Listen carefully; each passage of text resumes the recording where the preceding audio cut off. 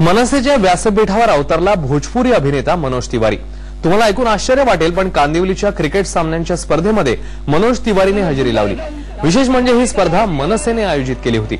मनसेच्या व्यासपीठावर भोजपुरी अभिनेता अवतरल्यामुळे अनेकांच्या भुवया उंचावल्या, पण पालिका निवडणुका डोळ्यासमोर ठेवून उत्तर भारतीयांना आकर्षित करण्यासाठी मनसेने हा प्रयत्न केल्याचं बोललं जात आहे।